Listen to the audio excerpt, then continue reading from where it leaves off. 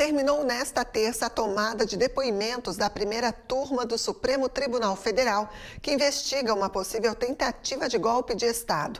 O depoimento mais esperado do ex-presidente Jair Bolsonaro, que durou quase 2 horas, trouxe poucas novidades, mas reforçou que não há indícios dos investigados com os atos de 8 de janeiro e que uma possível minuta de golpe não chegou a ser levada adiante. Assunto para o jornalista Tiago Pereira. Boa noite, Tiago. Olá, Andréia. Boa noite a você e a toda a nossa audiência qualificada aqui da Pix TV. Se a expectativa era de confronto, o que se viu foi um encontro de cavalheiros. Bolsonaro tentou mostrar que é um democrata e um homem equilibrado. Já Alexandre de Moraes, um juiz isento e bondoso, com um bom humor durante todo o interrogatório. Seria ali os depoimentos um mero protocolo, tendo os ministros da primeira turma já tomada a decisão sobre os fatos e condenando os investigados, livrando Mauro Cid de algumas condenações por delatar, ou realmente as falas, os depoimentos, contrapondo inclusive vários pontos da investigação da Polícia Federal e abonados pela Procuradoria-Geral da República, serão analisados, serão considerados. Fica aí a pergunta. Nós que estamos acostumados a cobrir esse tipo de situação, para não chamarmos de evento, sabemos que o que vale é o veredito, é a decisão final do juiz.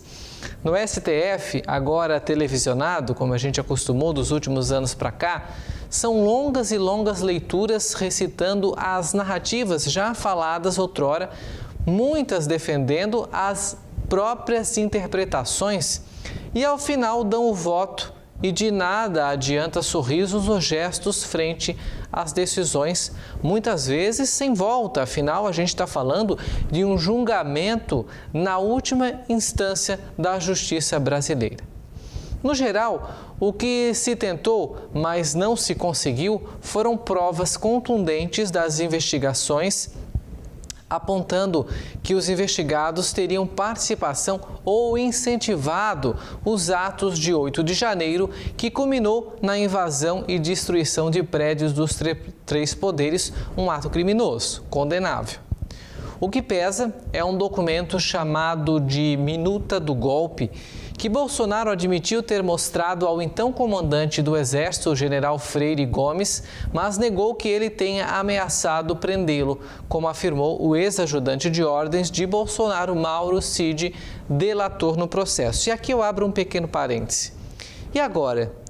Se Mauro Cid há contradições, falas mentirosas, desconexas ao que vários depoentes estão falando aqui agora, falaram nesse momento, né? E muitos, inclusive, que não estão proibidos de se comunicarem, né, para uma possível tentativa de tramar um depoimento unificado. Vai ser reconsiderada essa delação de Mauro Cid?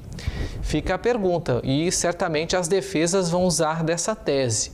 Bom, a minha opinião é que dificilmente o STF, e em especial a primeira turma, essa que está julgando, vai ir contra as narrativas da Polícia Federal e aos argumentos da PGR que validou as investigações. É notório a gente ver durante as perguntas e a defesa que Alexandre de Moraes faz aos fatos que, segundo ele, estão nesses autos, nesse processo gigantesco de milhões de bytes.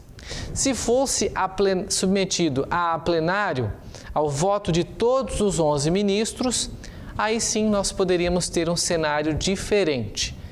Caso contrário, eu vos considero culpados.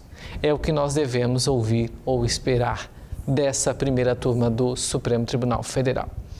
Por hoje é só, André, audiência. É claro, a gente volta aí acompanhando esse fato, esse julgamento. A gente tem uma pausa no judiciário. Alexandre de Moraes deu 15 dias para as defesas apresentarem informações, o relatório final, né, da defesa. Esse foi só um interrogatório. E aí sim se finaliza esse prazo para ir entrar em julgamento. A expectativa e o que a imprensa nacional que está lá nos bastidores do Supremo diz é que depois do retorno, depois dessa pausa do Judiciário, aí sim teremos esse tão esperado julgamento para definir por uma vez por todas esse cenário político no nosso país. A gente volta a se ver na sexta-feira. Até lá!